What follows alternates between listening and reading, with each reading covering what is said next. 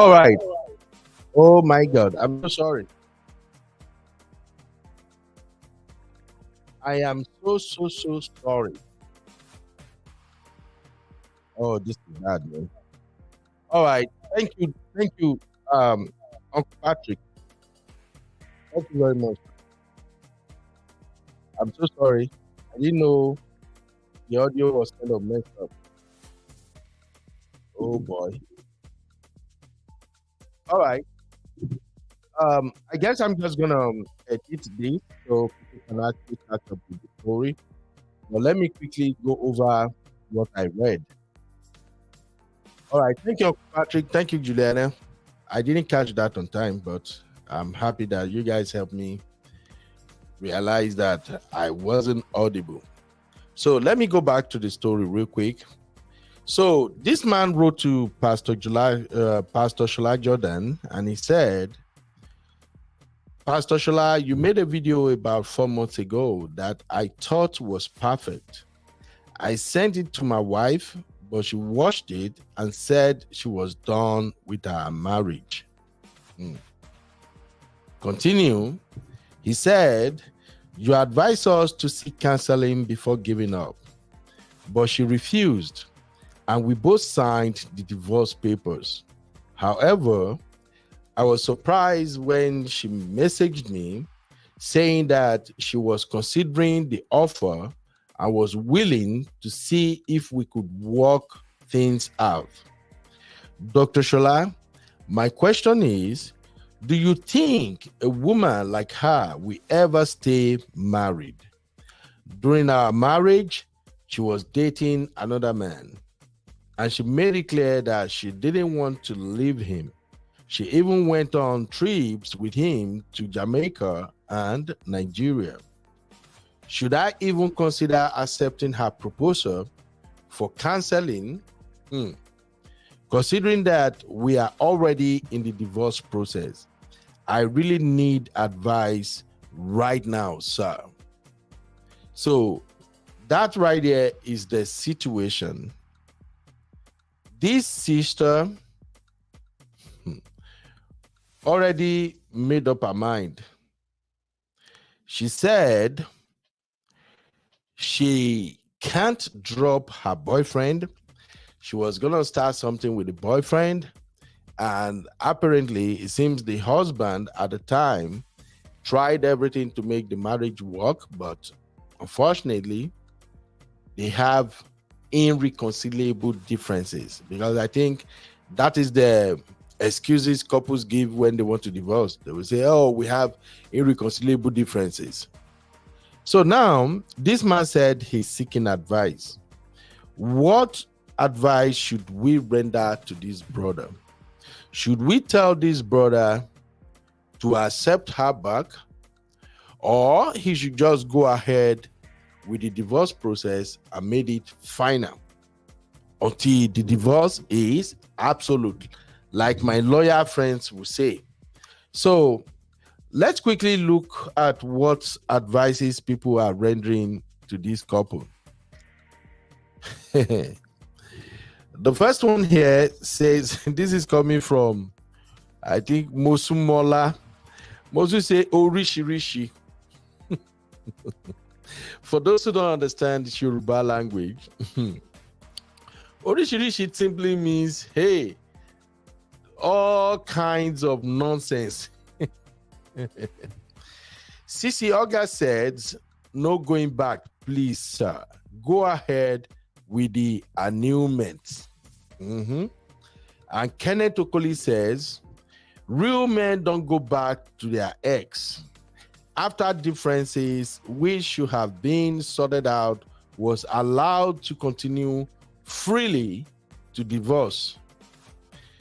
The other most orderly part of it, she is, okay, he said the other most deadly part of it, she is a cheat, that's to say an adulterer, a bold one. On that ground, let her go. It's justified by God and man. Yes, forgive her, but never marry her again. If you love yourself, the truth is, danger is ahead. It's like she forgot something she wanted to do but couldn't. My opinion, I may be wrong. Godly wisdom is life. And the next one is coming from Lawal Adetutu. So Tutu said, Ogarono, she's coming to finish you finally. If you allow her back into your life, let her go, please. And Maureen Peter says, it be like the man don't dump him. That's why she wants to come back. Uncle, please run. Samuel says, simp. Is that you? You know, there are some trigger words on social media, and simp is one of the trigger words. I know if my sisters are awake right now, if I'm going live at my regular schedule right now, I'm gonna have all my sisters here. And the moment this Samuel mentions simp, oh, we're gonna have a battle on our hand. But notwithstanding, 4 people replied to that. Terry Udugbezi said he is finished. His end is not far. Oluwaseun said he is finished, but let's help him before he is finished. Pata pata. Adebanjo was replying to Samuel and say, a celebrated simp, a finished man indeed. Then Raymond replied to Samuel and said, honestly, that's him. How did you know? Now, let's continue with some other comments on this one. Ireoluwa said, let her be. Oluchi Doris said, ha, dating another man under your roof, going on trips with another man, and you still call her your wife. Biko, which tribe are you? I think she's the man and you are the woman. What type of advice do you really want? That someone should tell you to divorce your lovely wife who is in love with another and doesn't even have regards for you and the family? See questions. Omo, no be small thing, no. And Samson said, if what you said is true about her dating another man, one thing I know about women is this. The moment another man don't begin chop your cookies, way now only you suppose they chop. Leave her, because one day that man will advise her to end your precious life. And she will do it without thinking about the implications. Just let her go nicely and gently, because she's emotionally attached to the other dude. The brotherhood still loves you, and your loved ones still need you. Protect yourself by all means and at all costs. All right. Having said all that, let me just give my 2 cents as an uncle. Based on this story, we don't have the other side of the story. What we have right now is just one-sided story. However, there are a couple of things that caught my attention while reading the story. And the number one thing is just like what everybody pointed out in the comments. How can you be married to a woman and that woman is bold enough to have a boyfriend, go on vacation with this man? According to you, she went on vacation to several places, including Nigeria. And because you are a good guy, you think you can actually make this work? I'm just going to be honest here. Brother, even though I don't hear the other side of the story, just going back by what you shared with us, my advice would be that your marriage is gone. Don't take her back. I'm sorry, sisters, this might sound very harsh, but from what we can at least extract from this story so far, this woman is not in love with this man. I think she is a user. She was just using the man. And now, after leaving the husband and the divorce process is ongoing, I guess the other man probably disappointed her. And she suddenly realized that she has had a very good man all along. So, bro, if you ask me, I would say, don't take her back. And on that note, I'm going to say this, especially to the young folks out there. I'm going to say this to the young folks out there. Don't let your emotions ruin your future. When it comes to marriage, there is no room for cheating. You should not cheat on your wife, and your wife shouldn't cheat on you. And if any of you cheated on each other and you got caught, it usually takes almost forever to fix that betrayal. I know if my sisters are here right now, they will be like, oh, Ben, men do this all the time. And when men do this, they want women to take them back. Why is it your brotherhood now and you don't want him to take her back? But let's be frank with each other here. This marriage is far gone. There's nothing to salvage here. And on that note, I'm going to draw the curtain on this story.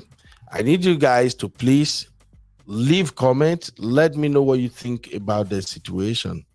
Should this brother take her back, or he should just overlook it and say, well, we were married together forever and we always thought that we're gonna be in love until we both grew old. So therefore, what she did was just a mistake that can be overlooked. So let me know what you think in the comment section. Thank you, everybody. Now let's move on.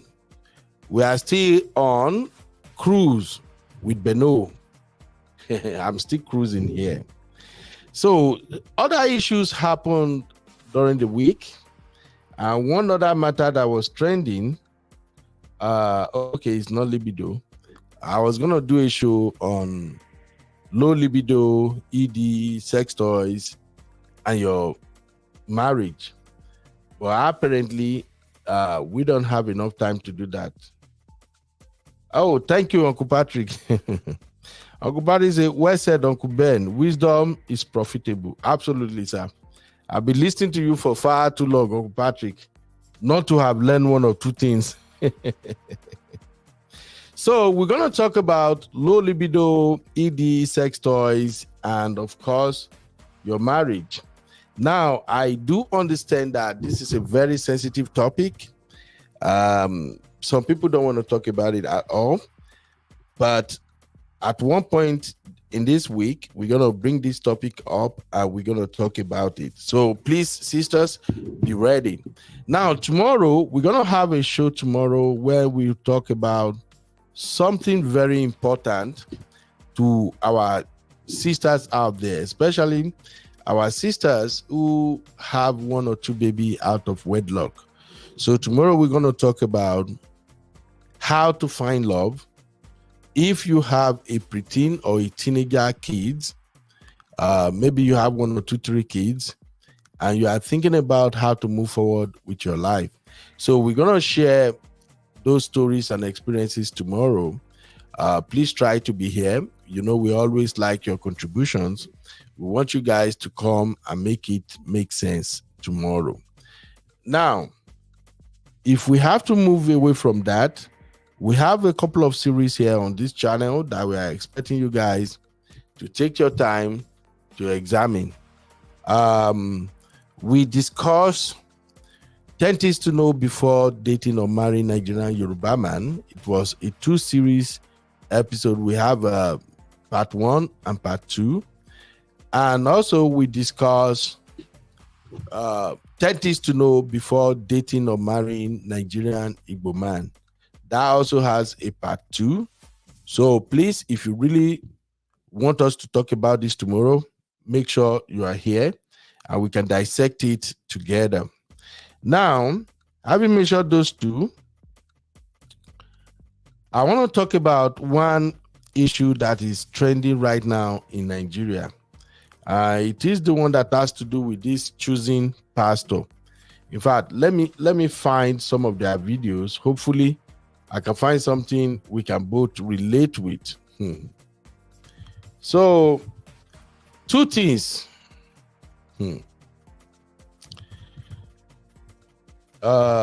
Testimonies. Two things are ongoing in Nigeria right now. We both heard that very dark man went after a pastor for selling miracle water, miracle stone, miracle fish, miracle everything. And to be honest, very dark man did a good job. He called out the pastor, and he actually went to one of the pastor's store, bought a bottle of water, took that bottle of water to those who have disability, and gave them to drink according to the instruction by the pastor. But lo and behold, after drinking the water, nothing happened. There was no miracle. So very dark man called the pastor out, and the pastor, unfortunately, the pastor took the bait. I honestly don't know what is wrong with some of these men of God. Oh, God, forgive me. I'm not trying to drag anybody. I'm just trying to state the fact here. So when very dark man brought this allegation up, the man of God went to court trying to seek judgment against very dark man. And then very dark man is a guy that won't give up. That boy, the guy is stubborn. Just give me a minute, guys. We're gonna really talk briefly on this one.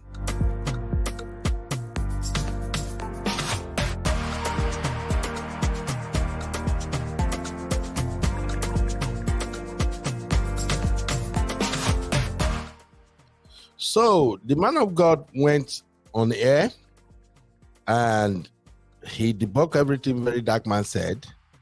And then he took it further. He went to the court and filed a lawsuit against very dark man for 1 billion naira defamation. And very dark man was laughing. Then very dark man issued a countersuit, according to what I gathered so far. So they were going back and forth. I guess people reached out to the pastor, Pastor Fafunyi or Funfunyi or something, I'm sorry. But the popular name he got is Pastor Jeremiah in Nigeria, in the south of Nigeria.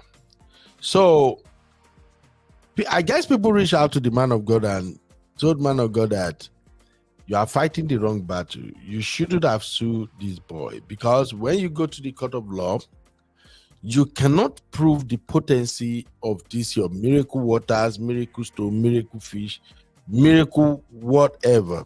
And besides, you branded this product, you patent them, and yet there is no NAFDAC number. So I guess the pastor quickly realizes that he has made a mistake, and he withdrew his lawsuit against very dark man. But very dark man won't let go. Very dark man escalated his demands or his request, or what does he actually do? Petition. He will write petition against anybody that he felt they are doing injustice to fellow Nigerians. So very dark man wasn't taking it lightly. So very dark man brought NAFDAC into the mix. Very dark man was like, okay, NAFDAC, what are you guys doing? This guy is selling the product, a branded product, a product he claims has NAFDAC number. And NAFDAC did not check this product to approve it. And as a result, very dark man took some couple of guys, He went to NAFDAC office and protested. Next week after the protest, NAFDAC swung into action. They went to the pastor's factory and shut it down. And when they shut it down, the matter became like a public discourse, such that there are some other clergymen who stood up and said, no, we got to revolt. This is not good. You cannot treat one of us like this. So they started protesting. They protested. They went to NAFDAC office. They were defending the man of God and everything. But NAFDAC decision stood. So now, here is my question.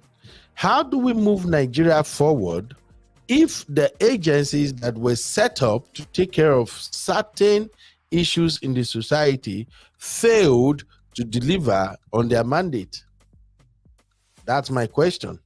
So these protesting clergymen that are supporting Pastor Jeremiah, they were calling out very dark man, and they were saying every church sells something. Every church has something to sell to its members.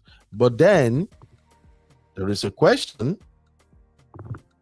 What kind of stuff do churches sell to their members? And if my memory serves me right, I do believe that anything that goes into the mouth, meaning goes into the body, and whatever you apply topically on the body are supposed to be scrutinized by NAFDAC, and then NAFDAC can give you approval that, all right, your product meets our expectation. But then this clergyman insisted that Very Darkma has overreached his bounds, and Pastor Fafunyi, let's just say Pastor Jeremiah. So they concluded that Pastor Jeremiah is the victim here. I'm going to ask you just one question. Which way Nigeria? Let me know what you think of the question. Is it wrong for NAFDAC to step up and step in and do the necessary? Or is it wrong for Very Dark Man to have accused NAFDAC of biased treatment or failure to deliver their responsibility, watching out for Nigerians? Let me take in the comment, and I'll see you guys tomorrow, where we're going to start talking about some other crucial topics. Right now, my name is Beno. It's been 33 minutes of cruise. I hope you enjoy this, and I'm looking forward to read from you guys. All the way from the city of Austin, Texas. I'll see you in the next one. Bye-bye for now.